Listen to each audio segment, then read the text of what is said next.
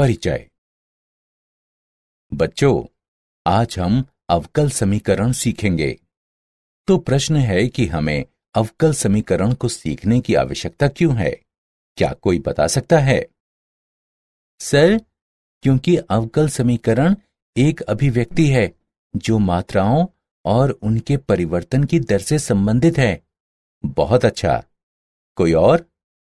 Sir, क्या हम अवकल समीकरण के माध्यम से विकास दर का वर्णन कर सकते हैं? हाँ, और एक अवकलन समीकरण का हल केवल एक संख्या नहीं है, अपितु एक फलन भी है। क्या यह दिलचस्प नहीं है?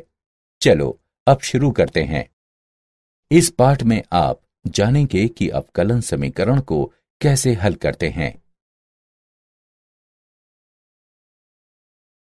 उद्देश्य।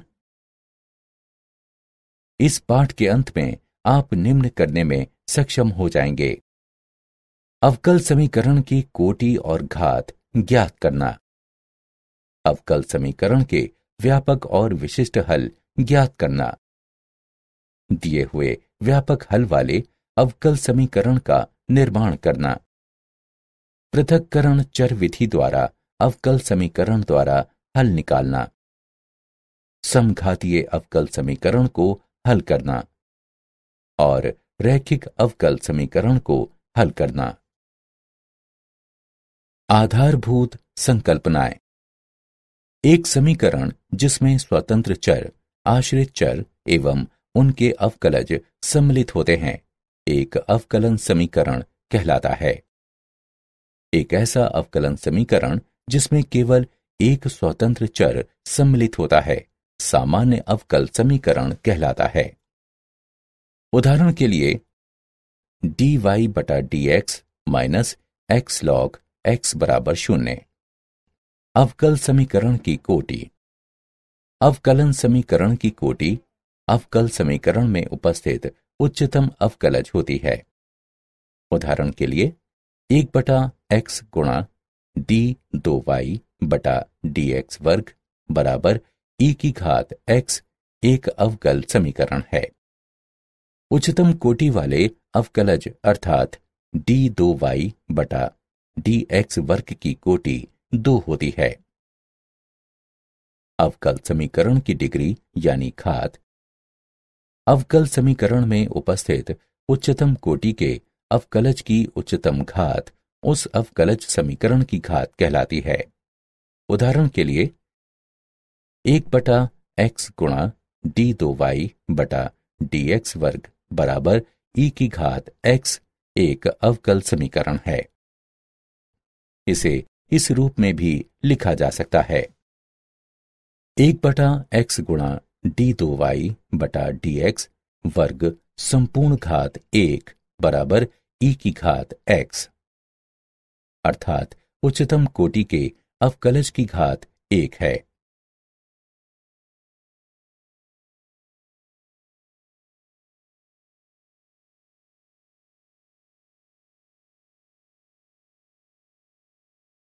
उदाहरण। निम्नलिखित अवकल समीकरण की कोटि और घात ज्ञात करें। हल। दिया गया है कि d2y बटा dx वर्ग की संपूर्ण घात 3 जमा dy बटा dx बराबर sin x। इस अवकल समीकरण में कोटि 2 है और घात 3 है। अवकल समीकरण का व्यापक एवं विशिष्ट हल। व्यापक हल। एक nवीं कोटि के अवकल समीकरण के लिए व्यापक हल एक ऐसा हल है जिसमें हल में अचर राशि c का मान बदल सकता है। उदाहरण के लिए अवकल समीकरण dy बटा dx बराबर e की घात x माइनस 2, इसे समीकरण 1 से चिन्हित करें। व्यापक हल को निम्न प्रकार से प्राप्त किया जा सकता है। समीकरण 1 के दोनों तरफ समाकलन करने पर हमें प्राप्त होता है y बराबर e की घात x minus 2x plus c। इसे समीकरण 2 से चिन्हित करें। हल में c का मान कुछ भी हो सकता है, क्योंकि जब हम y का अवकलन करते हैं तो c का मान 0 हो जाता है, क्योंकि एक अचर का अवकलन 0 होता है। विशिष्ट हल। एक nवीं कोटि के अवकल समीकरण के लिए विशिष्ट हल एक ऐसा हल है जिसमें अचर राशि c का एक विशिष्ट मान होता है। इस प्रकार के हल प्रारंभिक मान समस्याओं में होते हैं। अवकलन समीकरण dy बटा dx बराबर e की घात x माइनस 2 का व्यापक हल y बराबर e की घात x minus 2x plus c है। जब y 0 बराबर 3 है, इसका तात्पर्य है x बराबर 0 पर y बराबर 3 है। समीकरण 2 में x तथा y का मान रखने पर हमें प्राप्त होता है c बराबर 2। अवकलन समीकरण का विशिष्ट हल है y बराबर e की घात x माइनस 2x जमा 2।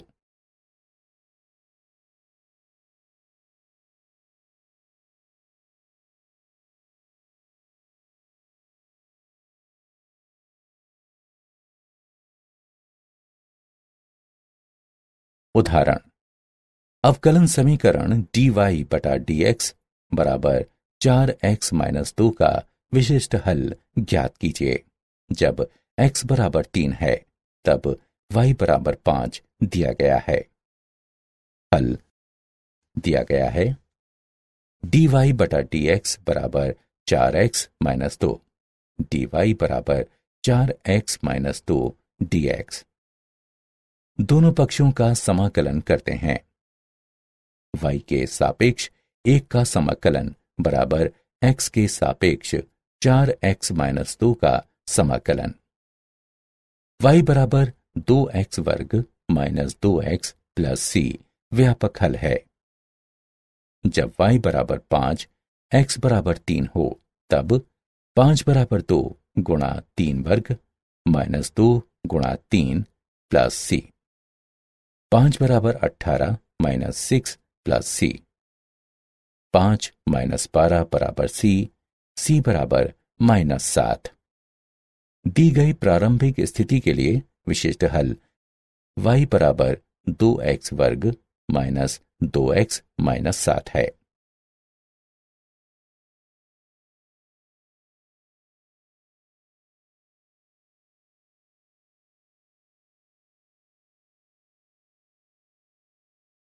दिए हुए व्यापक हल वाले अवकल समीकरण का निर्माण।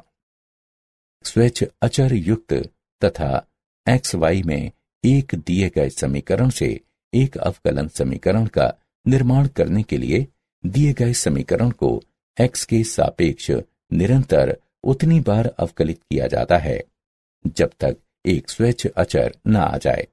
इन समीकरणों का उपयोग स्वेच्छ अचर को हटाने के लिए किया जाता है।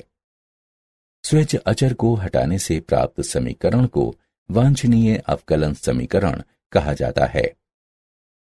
सामान्यतः यदि दो चरों के बीच का समीकरण में n स्वेच्छ अचर हैं, तब इन स्वेच्छ अचरों को हटाकर प्राप्त हुआ अवकलन समीकरण n कोटि का होगा। महत्वपूर्ण बिंदु। एक रेखा का समीकरण y बराबर mx प्लस c है, जहां m और c स्वेच्छ अचर हैं। 2. मूल से होकर गुजरने वाली एक रेखा का समीकरण y बराबर mx होता है, जहां m एक स्वेच्छ अचर है। 3. वृत्त का समीकरण जिसका केंद्र h k तथा त्रिज्या r है।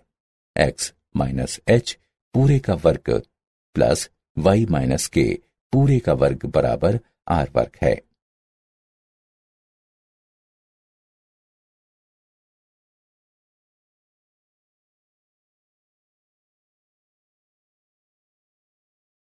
उदाहरण।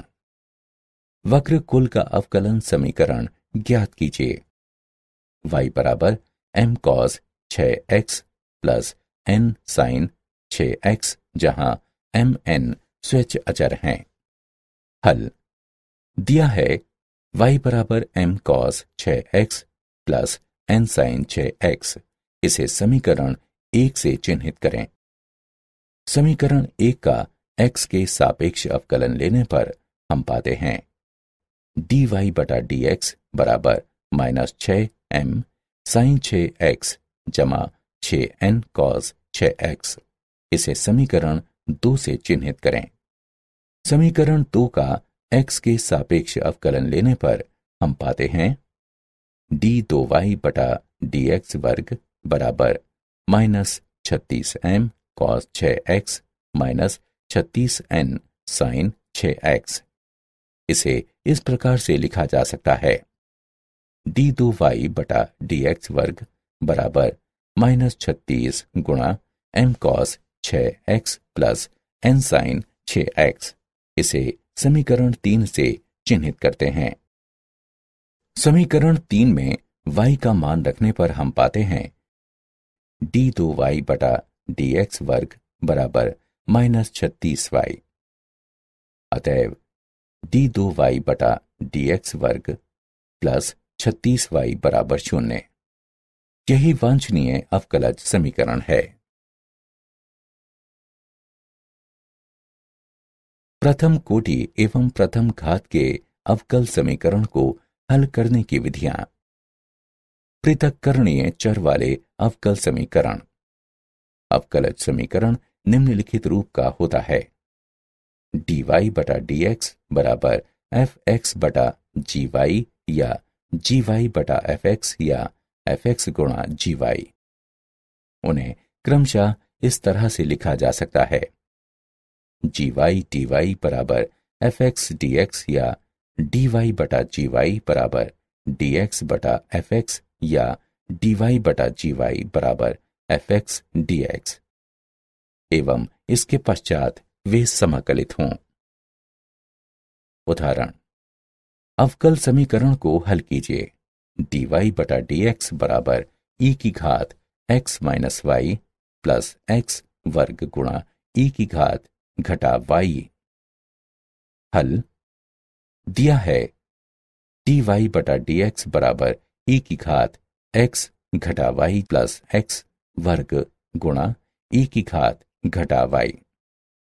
दाएं पक्ष से e की घात घटा y उभयनिष्ठ लेने पर हमें मिलता है dy बटा dx बराबर e की घात x प्लस x वर्ग गुणा e की घात घटा y।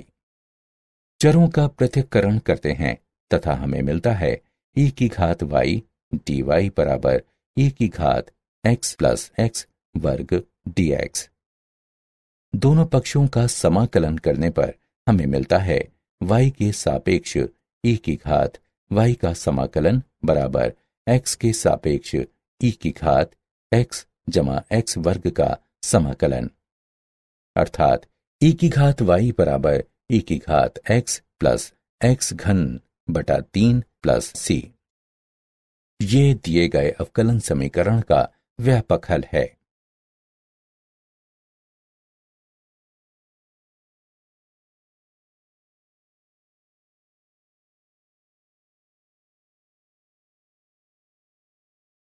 समघातीय अवकलन समीकरण।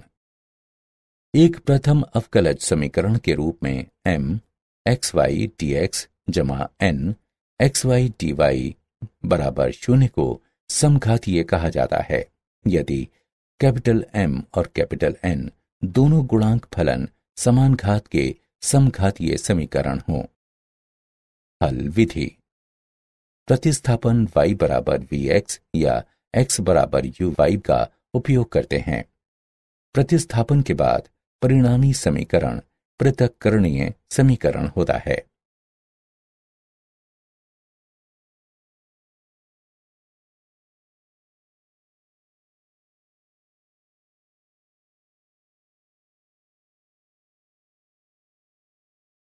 उदाहरण, अवकल समीकरण को हल कीजिए। dy बटा dx बराबर x वर्ग y बटा x घन जमा y घन। हल दिया है dy बटा dx बराबर x वर्ग y बटा x घन जमा y घन। इसे समीकरण 1 नाम दीजिए। ये एक समघातीय अवकलन समीकरण है। हम y बराबर vx रखेंगे।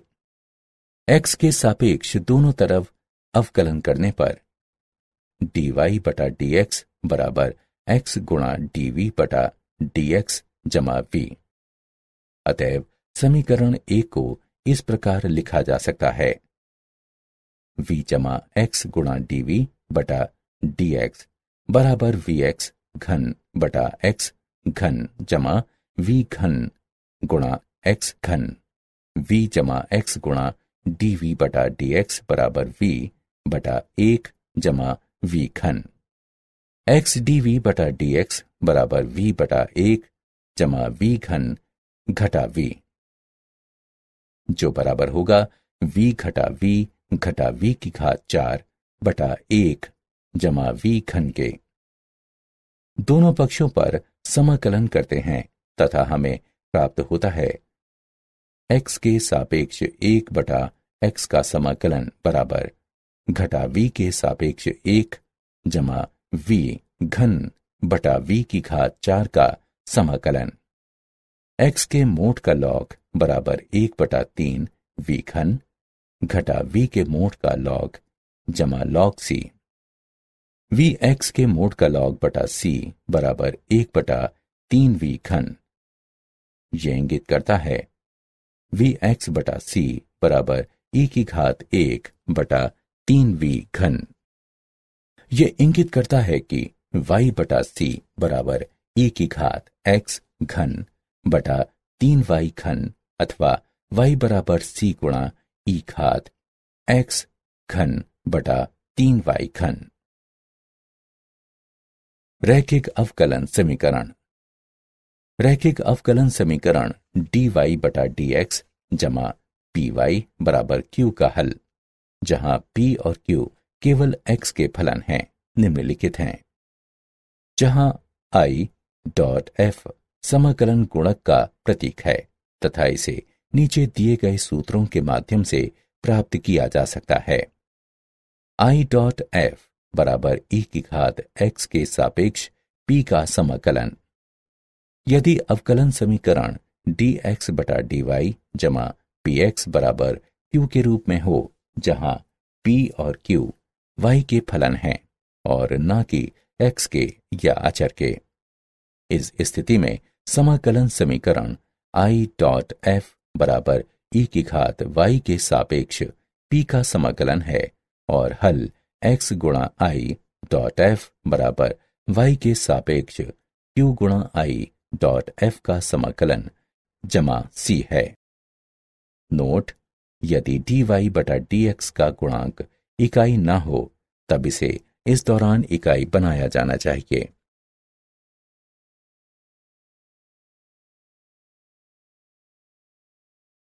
उदाहरण: अवकलन समीकरण को हल कीजिए।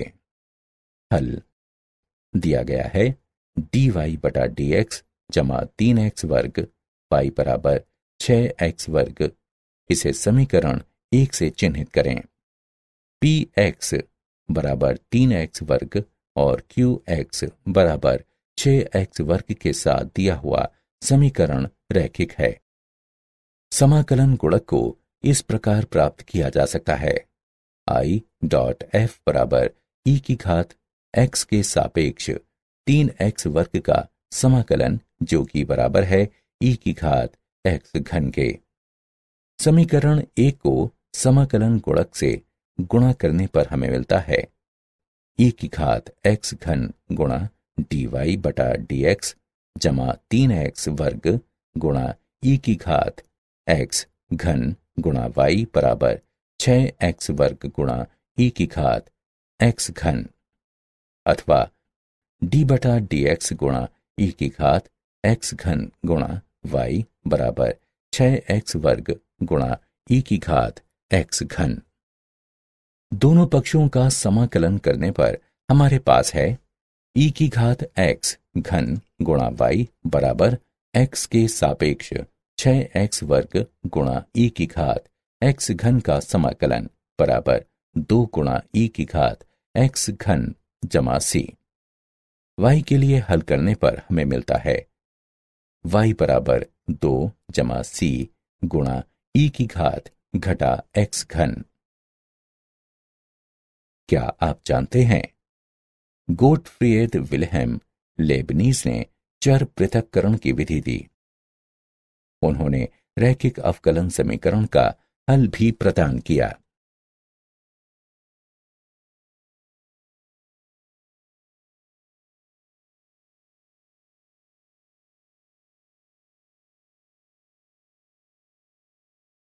सारांश।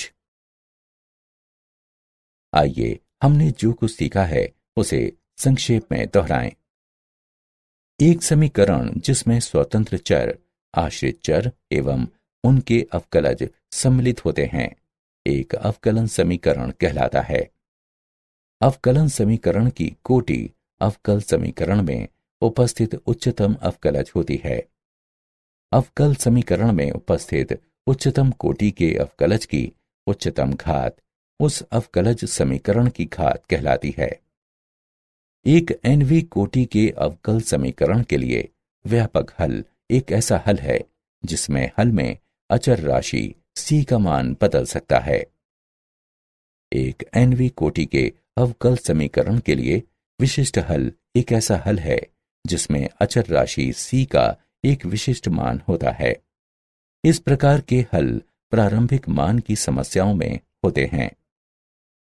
यदि दो चरों के बीच के समीकरण में n स्वैच्छ अचर सम्मिलित हो, तब इन स्वैच्छ अचरों को हटाकर प्राप्त अवकलन समीकरण n घातीय होगा।